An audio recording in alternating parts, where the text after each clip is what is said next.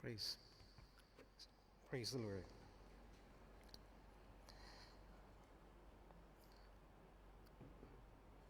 Praise God. Magandang hapon po sa ating lahat. Praise God. Praise the Lord. In spite of some difficulties in our multimedia, we are able to worship the Lord. And it's really good to, many times, to familiarize the song and just sing it from our hearts. So we'll never be able to be stopped by this technical difficulties. So we praise the Lord for that. Salamat po rin ng Panginoon. This is our third Friday. Ang bilis ng panahon, pangatlong linggo na naman po ng Marso, and we are nearing Ramadan. So we really praise the Lord sa kabutihan niya sa ating mga buhay. But this afternoon, as we've said, just like in the past Fridays, it's our 35th anniversary celebration for our church, and we did a simple way of celebrating by allowing our former members to be able to greet us. It's a way of reconnecting with them and seeing how the Lord is now allowing them to enjoy yung kanilang retirement, even staying outside ng UAE. So this afternoon we'll be again watching some greetings from some of our members in the past. So let's listen to them. All right?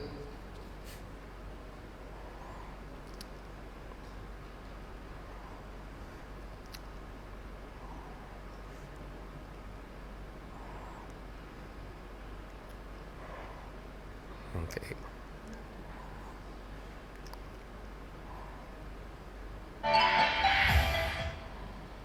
Good afternoon, FCC family, Pastor Obed Abel and family, Brother Conrad, the elders, Jacobs, in behalf of Umalapo family and my Macanya Jacob, even that I am relocated in the Philippines at Isabela Negros Hospital, indeed my heart, my souls remain at the FCC as part of my family where I started my journey in the Christian life. We have not made this year far by ourselves, but these are many God on before that have paved the way for where we are in the year 2021. Paul says in Ephesians 2, verse 19 to 22, consequently, you are no longer foreign and alien, but fellow citizens of God's people and members of God's household, built on the foundations of the apostles and prophets, with Christ Jesus, and set as the chief cornerstone. Indeed, the whole building is joined together and rise to become a holy temple in the Lord. And indeed, you are dwelling in which God did by the Spirit. FPCC has grown upon a firm foundations of faith with Jesus Christ, being the chief cornerstone, and as we reflect on the ministry of days God, like as we can see, a fourth of the labor of the It is a great work in making it for another year of church anniversary. Even this pandemic we went through social distancing, virtual worship, and limitations of activities. But God remained the same yesterday, today, and forever. Life together is not always easy, but our faithfulness and integrity have been a true blessing. Congratulations and happy 35th anniversary to all FCC family. God bless us all.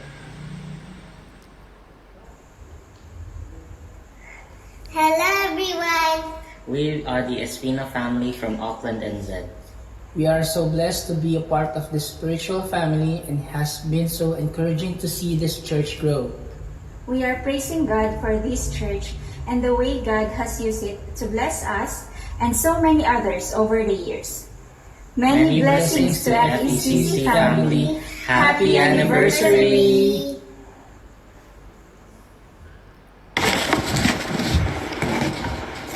Hi everyone!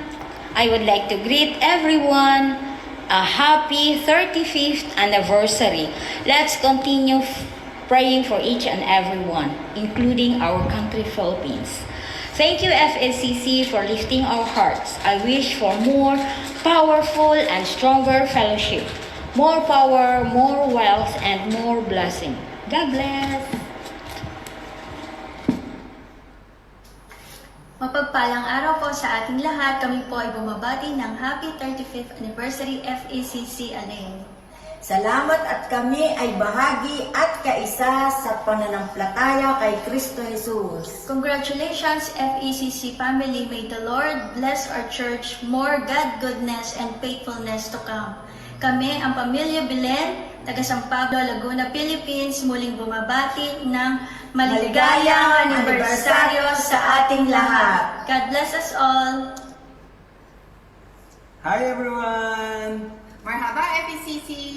Magandang araw po sa ating lahat, and we are the Villian family from Louisville, Kentucky.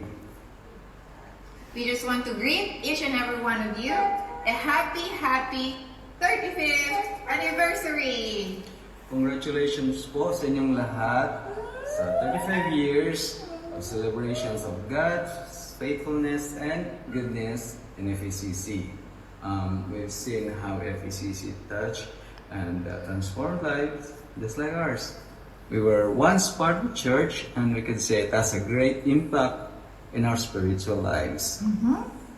So even now na wala na kami dyan, we still try to live and be guided by the lessons and learnings that the church has embedded in us.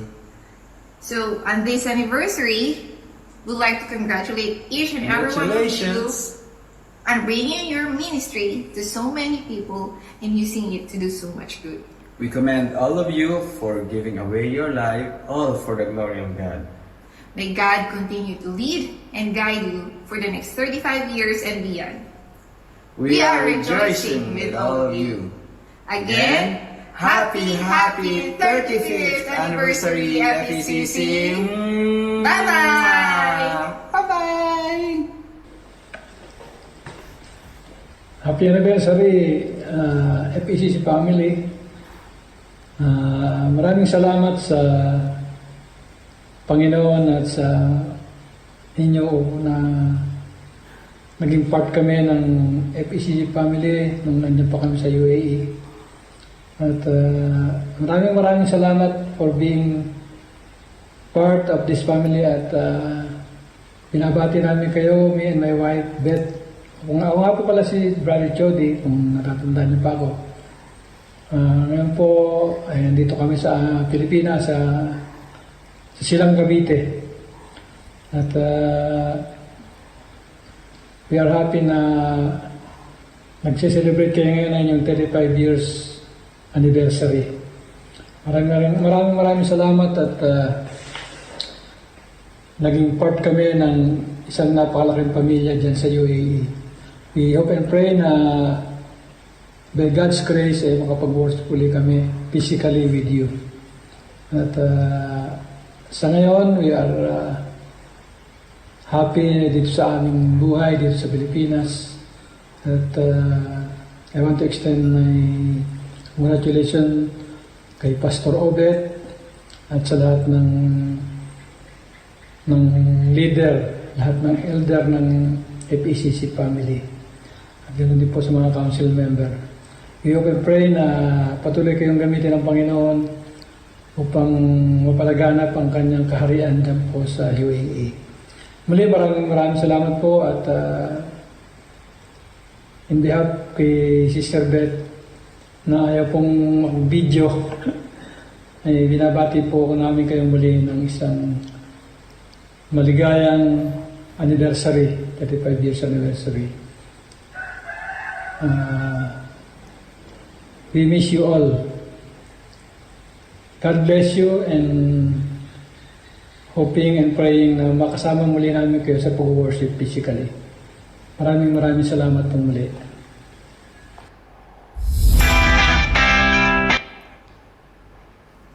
Alright. That's it? Okay. Praise the Lord. Palakpakan nun natin mga kapatid ang ating mga kapatiran. Some of them are in the other countries, pero marami sa kanila nasa Pilipinas. Purihin ng Panginoon sa kanilang mga buhay. It's really a family here in FECC, and we look forward na reunite again sa kanila. It's a joy that we can always extend sa mga kapatid na nasa Pilipinas. Purihin ang Panginoon. Sandali po tayong manalangin as we come to the Lord in this word of studying. Salamat po, Panginoon. Salamat sa kabutihan mo sa buhay ng mga kapatid namin na nasa Pilipinas sa ibang parte ng mundo. Salamat po that indeed you created a church, a Christian family for Filipino community. And it is our joy to pursue that tradition, O Lord, that FECC will always be a family church. That we can always go back and reminisce, but more on, to challenge us to go forward in expanding your kingdom. So we thank you, Lord, for the lives of our brothers and sisters who shared their greetings to us. And as we come to you continually in worship this afternoon, I pray, O God, in the name of the Lord Jesus Christ, let your Holy Spirit now come and speak to us. Hayaan niyo po marinig namin ang inyong tinig, Panginoon, at marinig namin talaga ang nais mong sabihin sa aming mabuhay sa sitwasyon na meron kami ngayon. So we commit this time to you, Lord. We submit to ourselves, our whole being. Speak to us and we receive your word with joy and enthusiasm. In Jesus' name we pray. Amen. Amen. Praise the Lord. There is one alarming statistics that I was able to get from World Health Organization, and it has something to do about those who are committing suicide. Ano po? Medyo mag-share lang ako ng konti statistics. Nearly 800,000 people die by suicide in the world each year. So 800,000 in a year ang namamatay by committing suicide, which is actually roughly one death for every 40 seconds. Can you imagine? Merong namamatay sa kada isang minuto at nagpapakamatay. Another thing is this. Every day in America, 361 adolescents will attempt suicide. 300, higit pa sa kada isang araw siguro yan, may isa na mag-a-attempt magpakamatay. Also, it's found out that suicide is the second leading cause of death in the world for teenagers. Sa mga kabataan, ito yung pangalawang dahilan kung bakit sila namamatay. From 15 to 24 years old. Ang number one kasi is a car accident para sa mga kabataan. That's the number one cause of death. Secondly is the suicide. Pero itong siguro medyo ma-encourage yung mga kababaihan sapagkat according to statistics, men are much more likely to kill themselves than women. Ayan, medyo mukhang masaya mga kababaihan dyan. Alright? Ang ratio is 4-1. Can you imagine? 4-1. Sa bawat isa, merong 4. So, 4 times daw nag-a-attempt ang lalaki. Okay? Medyo, we don't know why. But, another thing is that, interestingly, those who don't attend church are 4 times more likely to commit suicide than those who attend frequently. Imagine yan. Pakisabit, pakitignan yung katabi mo, mapalad ka pala, kapatid. Iwas suicide ka. Nakadalo ka ng church. Alright? So, yung mga nasa online sa atin, mapalad pa rin kayo. Able to watch our ating online. Now, what causes suicide? Ano ba talaga ang dahilan ng mga suicide? There are a lot of reasons, factors that contributes to this. But in one way or another, all of the victims were actually came to some point sa buhay nila that they were in the point of despair. Dumarating sila sa punto na kahit ano pang dahilan, nawala ng trabaho, binasted ng girlfriend o ng boyfriend, iniwalayan. But still, ang common denominator is that they came to the point that this is it. They came to the point of despair. Now, what is despair? Despair is actually the utter loss or absence of hope. Ang other synonym niya is actually hopelessness. Hopelessness.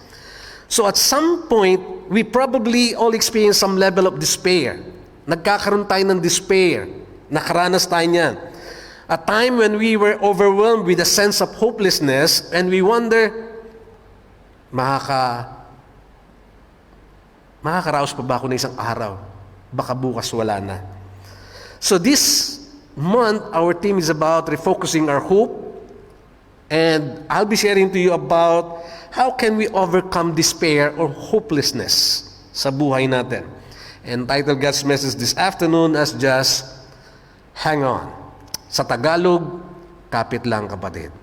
Kapit lang. Right? Our text is found in Lamentations 3:21-24. We don't need to stand up. Let's read this all together. Lamentations 3:21-24. Ready? Begin. Yet this I call to mind, and therefore I have hope. Because of the Lord's great love, we are not consumed, for His compassions never fail. They are new every morning. Great is your faithfulness. I say to myself, the Lord is my portion, therefore I will wait for Him. Praise the Lord. Do you know na sa Bible, mga kapatid, maraming karakter, mga sikat pa, who experience a terrible feeling of despair. One of them may be very familiar sa atin, si David. When he fell into sin to Bathsheba, okay? Ang sabi niya, why so downcast, O my soul, put your hope in God. Twice niyang inulit niya. In chapter 42 and 43, patuloy niya inuulit yung salita na yan, and it became a song to us today. Why are you so downcast, O my soul, put your hope in God. When he was in the time that he was really terribly feeling the heaviness of his sin. Now si Jonah, alam natin, when he was asked to go to Nineveh, one of the most wicked nation, and to preach the gospel and the salvation of the Lord. Gustong iligtas ng Panginoon. But somehow nagkaroon siya ng struggle, and he was so depressed that he ran far away, malayo at patungo sa palayo sa Panginoon. Na ang alam ng story natin is that kinain siya ng balyena because of his disobedience. Alright? For 3 days, nandun siya sa ilalim ng tubig. Of course, who will not be aware and know Job? Diba? Si Job suffered a tremendous loss sa kanyang buhay, nawala yung kanyang properties, nawala yung kanyang pamilya. Okay? Nagkaroon siya ng karamdaman. Hindi lang yan.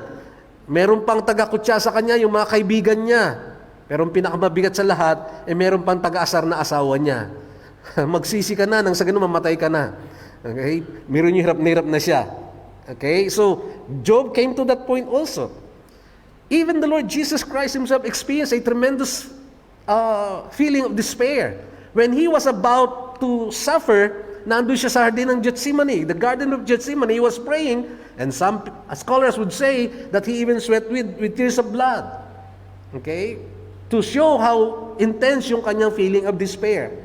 All of these guys were known, and they had, in one way or another, experienced the feeling of despair. But this afternoon, we're going to consider one guy by the name of Jeremiah, known as the weeping prophet. The weeping prophet. He is actually the crybaby among the prophets. Okay? Bakit? Makikita nyo sa kanyang itsura, sa kanyang mga salita, na para at lagi siyang umiiyak. You will learn in the life of Jeremiah, how can we keep hoping when everything around us seems to be telling a different story? Alright? Medyo, thank you very much. Lumalabas yung aking mic. So, alright. So, paano natin mapapanatili na meron tayong pag-asa in spite na hindi, parang yung mga in-expect nating sitwasyon sa buhay natin, hindi naman talaga nangyayari. Dalawang bagay po i-share ko sa inyo sa hapon ito mula sa talatang binasa natin. We're going to talk about the causes of despair, and we're going to talk about the cure to despair. Alright? Let's go to the first point, which is the causes of despair. I think we have a wrong PowerPoint. Hang on. The USB. Excuse me lang po, medyo mamimiss natin ito. Is the USB there? Nandiyan USB natin? Alright. Mukhang mali yung ating PowerPoint. It's 2 things, baka nakuha yung luma. Alright. Mamimiss no ating mga kapatid yung presentation. Okay. There's another one. I think it's in the box. Joanna, can you get the box? The USB? Alright. Sige po. Habang hinahanap nila, because I don't want to miss this. Marami ho tayo ma-miss dun sa ating presentation if we'll not get this right. Okay. Nakita ko po iba yung present sa atin. Mukhang na-misplace yung ating tutong PowerPoint. It's on the message, it's hang on. Alright? Now, puntahan po natin, huwag tayong ma-sidetrack niyan, but we'll go on. Let's talk about the cause of despair. As far as Jeremiah is concerned, anong nag-cause kay Jeremiah ng kanyang kawalan ng pag-asa o despair? Jeremiah is called to be the weeping prophet for a very, very good reason sa Bible. He was really crying, puno ng anguish yung buhay niya. At sa simpleng salita mga kapatid, ang buhay niya is really a heavy drama. Okay? Hindi ko alam kung series yung pinanonood niya sa Netflix na Korean drama pero really lahat ng iniiyak niya is talagang matindi. Okay, we'll go on. Sige lang. We'll see whether this one is right. Yep. Okay, continue on. Sige pa. All right. I think that's it. Sige pa nga. Let's move forward. Yes. All right. That's right. Nagka-misplaced. Dalawa. Thank you very much. So, again, let's go back to that. Ano ba yung iniiyak ni Jeremiah? You'll find out that everything in his life seems to be not working right. Everything was going down from bad to worse. Hindi lang siya masama, mga kapatid, kundi worse talaga. Why? Jeremiah was called by God to be his prophet at a very young age. Born in the village outside of Jerusalem, tinawag siya ng Panginoon, he was called into the prophetic ministry in Jeremiah chapter 1 verse 5. Okay? This is it. Before I formed you in the womb, I knew you. Before you were born, I set you apart. I appointed you as a prophet to the nations. Mga kapatid, one of the most beautiful calling that God wrote in the Bible is the calling of Jeremiah. Imagine nyo, pinakita kay Jeremiah, wala pa na, sa sinapupunan pa lang siya ng nanay niya, tinawag na siya ng Diyos. Before I formed you in the womb, I knew you. Before you were born, I set you apart. Tinawag na kita. This shows that really God has a plan for his life. That's why, at an early age, natuklasan ni Jeremiah that he was really called by the Lord. So isang nagdadala ng dalamhati kay Jeremiah is he has a driven vocation. It was involuntary. Hindi siya nag-volunteer sa Diyos, Lord, ako nang gamitin mo. Hindi. Tinawag siya ng Panginoon at hindi siya pwedeng tumanggi. He was not receptive to the calling actually. Kaya nga sabi niya sa verse 6, sabi niya, Sovereign Lord, I said, I do not know how to speak because I'm only a child. So ang resistance ni Jeremiah, bata pa siya, hindi niya alam magsalita. Again, the age was really a factor for Jeremiah to resist the calling. Maybe he still want to enjoy his life. Lord naman, gusto ko pang mag-basketball, mag-ML pa ako. Gusto ko mag-enjoy ng milk tea with my friends. Baka pwede naman wag muna. Jeremiah really did not want to be the spokesperson of God to the people because of his age. At can you imagine, yung kanyang resistance talagang ganun na lang katindi na diretso sinabi niya, Lord, hindi ko kaya, bata pa ako. At kung sa panahon natin, in-express ni Jeremiah, siguro nung sinasabi ng Lord, I am calling you to be my prophet, pero Jeremiah was resisting. And you know kung anong naging reaction ni Jeremiah? Yung kanyang resistance na express niya sa isang kanta. Dahil bata pa siya, ayaw niya, sabi niya, nanghihinayang. Ewan ko nasakyan niya. Sapagkat ang kumatay niya yung Jeremiah. Nanghihinayang siya sapagkat bata pa lang siya, his life will be dedicated to the prophetic ministry. It was really a burden. Okay? But he can't resist it because the Lord said, do not say, I am only a child. You must go to everyone. I send you to say in whatever I commanded you. Hindi ka pwedeng tumanggi, Jeremiah. Gawin mo lang, pumunta ka doon sa pinapupuntahan ko, sabihin mo lang yung pinasasabi ko. Then, the Lord reached out His hand and touched my mouth. Walang palag si Jeremiah, hindi siya nakapalag kasi hinipo ng Lord yung kanyang bibig. Ang ibig sabihin, now he was really appointed. I have given you my words that you're going to speak to the people. Ang problema rin kay Jeremiah, mga kapatid, yung message niya, hindi lang Hindi lang bata siya, kundi yung message niya, hindi pleasant. Destructive yung message niya, mga kapatid. Ano mensaheng dadali niya? Kung newscaster siya, mga kapatid, pinakamasamang balita.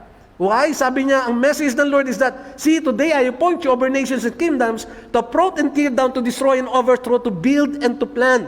Ang sasabihin niya, kayong bayan ng Israel, ibabagsak ko. At that time that Israel was flourishing and in prosperity because of a godly leader, Jeremiah was already predicting, you're going to fall down, I'm going to destroy you, says the Lord. Can you imagine? Sinasabi niya to, bata siya, tapos ang pangit na mensahe niya, a prophet of doom. So, it was really an unpleasant message. Jeremiah's message, sabi ng mga scholar sa Biblia, from 70 to 80% ng kanyang mensahe is negative. And who would like a negative message nagdadali mo doon sa mga tao? He was telling them ahead, God is going to destroy this land. Sino magiging masaya na mensahero ng Panginoon sa bagay niya? Laging pangit yung mensahe, negatibo. Jeremiah was not just sad, he was anguished and depressed because bata pa siya, ang bigat na ng mensahe, and you know what really added to his despair? Nobody was listening to him. Wala namang nakikinig sa kanya. Yung mga tenga ng mga tao sarado, hindi nila pinakikinggan. At ang mabigat, hindi na nakikinig yung mga tao, may mga propeta pang false prophet na nagka-counter kay Jeremiah, huwag kayong makinig sa kanya. Gusto ng Diyos na mapabuti kayo, bibigyan kayo mabuting buhay, bibigyan kayo mga bahay, manampalataya lang kayo na ang Diyos itong dadalhin sa inyo. Merong mga false prophet na kumakounter ng mensahe ni Jeremiah. And then, eto na, because of that, people are mocking Jeremiah. Kinukutya siya. To the point na binabato na siya. There was already a death threat kay Jeremiah. Sinasaktan na siya. Pero ang pinakamabigat na sama ng loob ni Jeremiah, sakit ng loob ni Jeremiah, is the reality of his prophecy came into being. Natupad yung kanyang propesiya na binigay ng Diyos. Israel was put into a disaster. Israel was destroyed in 587 BC. They were captured by Babylon, sinira lahat ng kanilang ari-arian, ninakaw lahat ng kanilang mga ginto, pati yung templo na sentro ng kanilang pagsamba ay ibinagsak. You can imagine that last year, 2 years ago, di ba? Yung joy ng mga Israelita nung sinabi ni Trump na Jerusalem is the capital of Israel. That was actually historical. Ayaw ng ibang bansa yan, ng mga ibang Arabo bansa. Because, why? Because when that happens, Jerusalem is recognized as the capital of Israel. Now, the other prophecy will be fulfilled. That next temple will be again built on that city. Jews will come to worship again. That's really a historical one. Kaya nga, nung ibagsak ng Diyos ang templo ng Israel, ano nangyari? Again, ang pinakamasakit, kahit yun yung pinasasabi ng Lord, natupad yung nakita niya mismong bayan niya nasira, wala na siyang bayan, mga kapatid. Lahat ng tao inilikas, yung mga natira walang iniwanan para sa kanilang pagkain o whatever. Ninakaw ng mga Babylonians lahat ng kanilang plunders, ng ginto, kahit anong pwedeng pakinabangan. Pati yung pinakamamagaling na tao, dinala para alipin at gamitin. Ang natira doon sa kanilang lugar, mga mahihirap, wala na talagang pwedeng mapakinabangan, mga kapatid. This was really a terrible situation na naranasan ni Jeremiah at a young age. So if you're going to ask why Jeremiah is lamenting, everything in his life seems to be negative from bad to worse. Let me ask you today, anong pinaka-worst moment of experience mo of despair na para bang nawalan ka ng pag-asa? Okay? Sa panahon natin, anong pinaka-worst experience mo na parang nawalan ka ng pag-asa? Pastor, nung maputulang kami ng internet, ng wifi. Pastor, di na ako nakakalabas, nakapag-mall. Okay? Hindi na ako nakakatawid ng Dubai. Yan ba yung ating mga worst experience of despair? Yeah, to tell you honestly mga kapatid, para lang makita nyo kung gaano kapangit yung sitwasyon ni Jeremiah, isinulat yung totoong sitwasyon nila, hindi sa aklat pa ng Jeremiah. Jeremiah wrote another book, and title is Lamentation. You know what lamentation is? Sa Tagalog, panaghoy. Nakarinig na kayong asong nananaghoy sa gabi? Mga kapatid, malupit yung panaghoy ni Jeremiah. Lahat ng sakit niya nasulat doon sa Lamentation. In fact, this is a poetic book. Sabi ng mga Bible scholars, ang poetic book mga kapatid, kung gaano katalino sila gumawa ng libro, bawat chapter o bawat talata ay sinusulat sa magitan ng mag-uumpisa sa letter ng kanilang alphabet sa Hebrew. So itong passage na to, isusulat sa letter A kasi nag-umpisa sa A. Yung susunod na passage, susunod sa letter B. Ganun katindi. Ang sabi ng scholar, from A to Z, Jeremiah was weeping para sa bahay ng Israel. Ganun ang description niya tungkol sa kanyang sitwasyon. How worse it is? Again, tinanong ko sa inyo, anong pinaka-worst na experience ninyo na halos parang ayaw nyo nang mabuhay? Sumuko na kayo. Look at Jeremiah. Lamentations 2:20, sinulat niya dyan. Look, O Lord, and consider whom you have ever treated like this. Sino ang tinuring mong ganito, Panginoon? Should women eat their offspring, then children they have cared for? Mga kapatid, literally, sa bayan ng Israel, para ipakita sa inyo, pinagpala sila ngayon, pero yung naranasan nila, saan kayo nakakita ng bansa, yung anak nila, kinakain nila, yung sariling laman? Sa gutom. Naranasan ng bansa yan na tinawag ng Diyos, na yung sinasabing favored ng Lord. Naranasan nila yung ganong katindi. You know what? Ang mabigat nito, hindi lang naman to nangyari, hindi lang naman to pinaalala sa kanila nung time na yon. Even sa panahon ni Moses in Deuteronomy, sinulat na to ng Diyos sa kanila that they're going to experience this. Sabi ng Panginoon, Deuteronomy chapter 28, verse 53, because of the suffering that your enemy will inflict on you during the siege, you will eat the fruit of the womb, the flesh of the sons and daughters the Lord your God has given you. Can you imagine? Hinula na sa kanila, pag hindi kayo tumalima, nanatili kayong sumusuway sa akin, at sa katigasan ng ulo ninyo, yung mga anak ninyo, kakainin ninyo sa gutom at sa hirap. Antindi, no? Naranasan nyo na po ba yung ganyang hirap, mga kapatid? What is your most painful suffering today? Sabi ni C.S. Lewis, God whispers to us in pleasures, speaks in our conscience, but shouts in pain. It is His megaphone to rouse a deaf world. Ang Panginoon daw, bumubulong sa atin sa mga kasiyahan ng buhay. Nangungusap pa rin siya. Sumisigaw daw siya, nangungusap siya sa ating konsensya.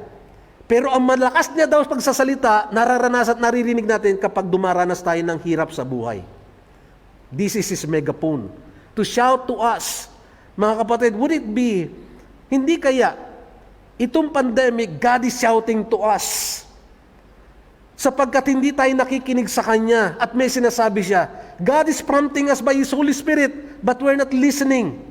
God is bringing us back to that reality that God is only our hope, not our job, not our own strength, not our own skill, not our own wisdom, not our loved ones, not our own selves, but God alone. And the reason we may be suffering is because God would like to humble us so that we can look back and see the true source of hope in this life. Kasi may tatlong klase daw ng tao sa ibabaw ng mundo, mga kapatid. Una, yung mga taong walang pag-asa. Sabi ni Job, those who forget God have no hope. Ikalawa, yung mas delikado, those who have false hope. Yung mali, yung inaasahan. Mas delikado daw yan. Kasi mas madalas, mahirap kang lumapit sa totoong pag-asa dahil meron ka ng hinahawakan at mali yung pag-asa mo. Ikatlo, merong tinatawag na true hope. Sabi naman ni Jeremiah, blessed is the man who trusts in the Lord, whose hope is in the Lord. Anong pag-asa meron ka ngayon, mga kapatid? God would like you to go back to the true source of hope. Saan nangyari na nagkaroon na ibalik ang pag-asa ni Jeremiah? Paano nakabawi si Jeremiah sa kabila ng tindi ng kanyang sitwasyon na halos ma-despair siya? Verse 21 of our passage, sabi doon, "Yet this I call to mind, and therefore I have hope." May naalala siya, at yung naalala niya, nagbalik ng pag-asa sa kanya. Ano yun mga kapatid? Jeremiah's hope was renewed when his hope was focused on two things. One, we'll talk about the cure of Jeremiah's despair. God's preserving love.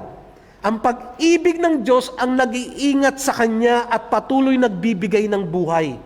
Sa kabila lahat ng hirap na nararanasan ni Jeremiah at nakita niya sarili niyang bayan, he still realized that God, the fact that he's alive, God is sustaining and preserving his life. Why? Sapagkat, ang sabi ng talata, because of the Lord's great love, we are not consumed. Mga kapatid, the fact na buhay tayo ngayon, ibig sabihin, mabuti pa rin ang Diyos sa atin at mahal pa rin tayo ng Diyos. Amen po ba? Kaya pag umaga sa aming araw-araw na pagdidevotion ni Chris, you will ask her and will never stop thanking the Lord, Lord, this day is again a proof that you are showing your goodness to us and you're so good that we are given another chance to live. Sapagkat marami dyan sa paligid ang maaring wala ng buhay o maaring nasa ospital o maaring hindi na kayang mabuhay. And we're always grateful to that. We'll start always our prayer like that, and I will always be thankful sa Lord. Sapagkat pag grateful ka sa Panginoon, mga kapatid, kahit anong edad, minsan yung ba uy, kinuha na siya ng Lord, kabata-bata. Mga kapatid, yung buhay natin, as we've said, hiram lang sa Diyos. Amen po ba? If God is giving you a chance to live, maybe 20, 30, 40, or 50 years, therefore, maging mapagpasalamat ka na because every year that God is extending to you is only because of His mercy and His love to you. Amen po ba? That's why God, because of His love, He's preserving us. Kaya tayo nananatiling buhay, mga kapatid, dahil sa dakilang pag-ibig ng Diyos. God's love, in Hebrew is hesed, it has the idea of loyal love. Alright? God's love is faithful, for His compassions never fail. It is also fresh. Imagine, they are new every morning. Sabi ng Biblia, sabi ni Jeremiah, nakita niya, God's mercy and love are new every morning. Ibig sabihin, hindi, ang tawag dito sa rotten, nabubulok. Alam niyo kung bakit sinabi yan Jeremiah? Kasi naranasan nila sa disyerto, mga kapatid, pakainin sila ng mana. Yung mana, yung fried chicken at yung tinapay na bumababa mula sa langit. Sabi ng Lord, araw-araw bibigyan ko kayo, araw-araw kukuha kayo ng pagkain. At kada araw laging bago. Kasi yung iba, mautak kukuha na sobra, itatago nila. Ang gulat nila sapagkat pagkatapos ng gabi, nabulok na, may amag na, sira na. You know why? Kasi ang gusto ng Lord, ang kainin nila lagi sariwa. Paggising naman sa umaga, meron na naman. Mga kapatid, when Jeremiah said that God's love are new every morning, laging may bagong pag-ibig ang Diyos sapat para bigyan tayo ng pang-araw-araw na pag-asa. Amen po ba? Laging bagong pag-asa ng Lord, laging sariwa. Secondly, God is our portion in life. Sabi ni Jeremiah, I say to myself, the Lord is my portion, therefore I will wait for Him. Mga kapatid, this situation, God is teaching us. Maliban bumalik ka sa katotohanan, I don't know. Dumating na ba kayo sa buhay nyo, Lord, Ikaw lang talaga ang kahulugan ng buhay ko. Mawawala ang lahat, pero Ikaw lang sufficiency sa buhay ko. At Ikaw lang sapat na. Because there's a saying, you can never learn that Christ is all you need until Christ is all you have. Hindi mo matututunan na si Kristo lang ang kailangan mo kung hindi mangyayari sa buhay mo na si Kristo lang ang meron ka. Kaya minsan dinadala tayo ng Panginoon sa walang-wala ka na. Sa hirap na hirap ka na para lumapit ka sa Diyos, sabihin, Lord, Ikaw lang talaga ang kailangan ko. Ikaw lang talaga ang kaganapan ng buhay ko. When that happens, mga kapatid, if you don't have anything but God, then you have everything. You have everything. Mga kapatid, again, this pandemic God may be speaking to us. Nasaan ang yung pag-asa? Is God the portion of your life? Siya ba talaga yung mahalaga? As we end on this, sa kakulangan ng oras, but again, the word of the Lord speaks to us. Whatever your despair is, ano man ang dinadaanan natin, God is ready to bring the cure to you as you look at on Him as the only source of your hope in life. Amen po ba? I'll be calling Joanna to sing this song because this is very relevant to our message this afternoon. Just would like for us to reflect on the message of the song that speaks that our hope is in the Lord, and because of that, we can be safe. He is our security. Okay? Let's listen to the message of the song.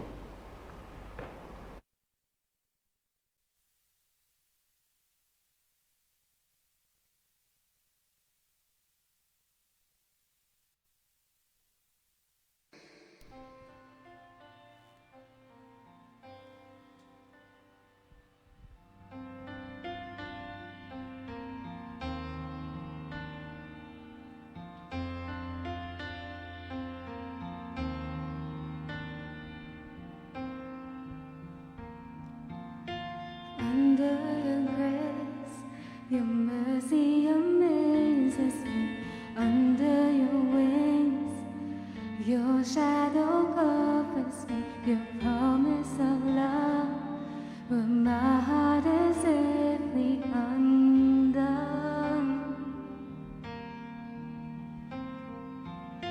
Speak to me, Lord, your servant is listening. Over the noise, I hear you whispering. My hope has come, and my heart is safely undone. I found my fortress in you, and my soul is anchored with you. My resting place is in your name, forever safe.